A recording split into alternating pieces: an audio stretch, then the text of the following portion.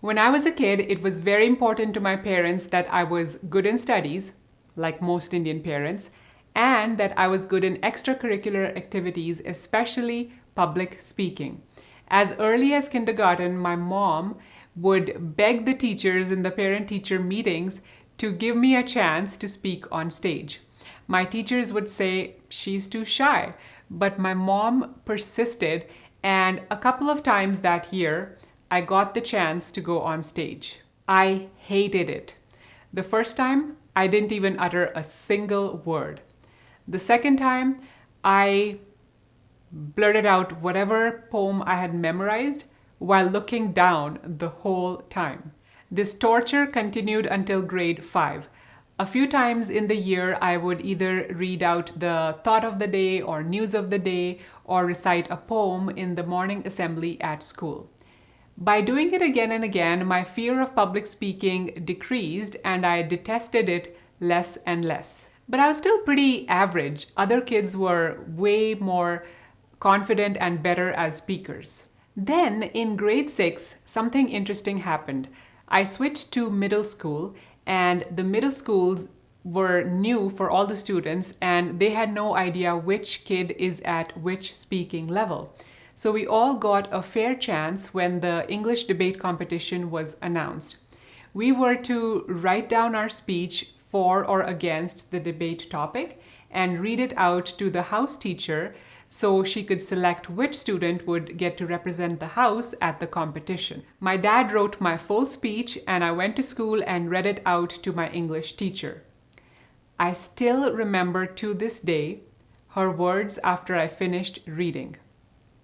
"Who wrote this?" she said. I said my dad did. She said, "The material is very good, but your presentation and delivery is not.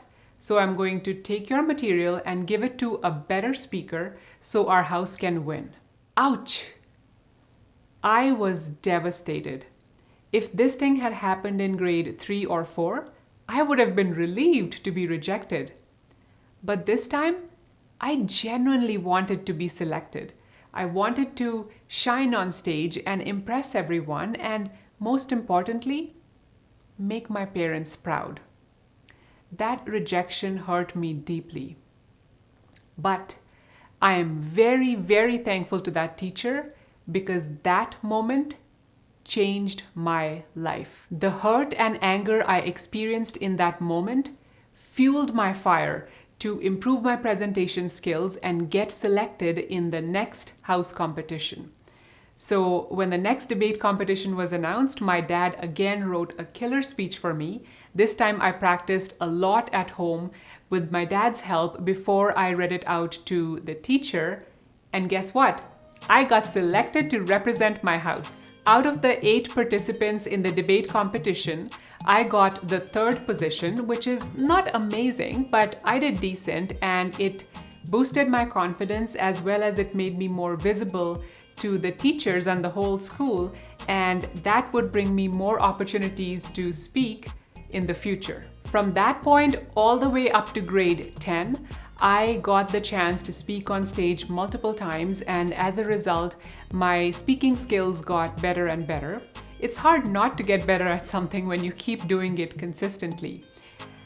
Funny enough, in grade 11 and 12, the tables turned and the teachers would request me to represent the house, and I started saying no to them because I was preparing for my engineering exams at that point and I did not have time for speeches anymore. Somewhere around that time, I think I fell in love with public speaking, and that love and passion is why I continued doing it.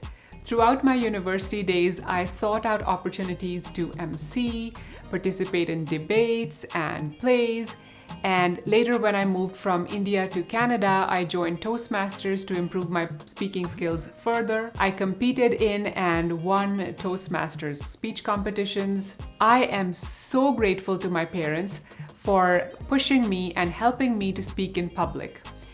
I would have never imagined that something that I hated doing as a young child, I would grow to love so much that it would become the reason why I changed my career from engineering to leadership training and YouTubing.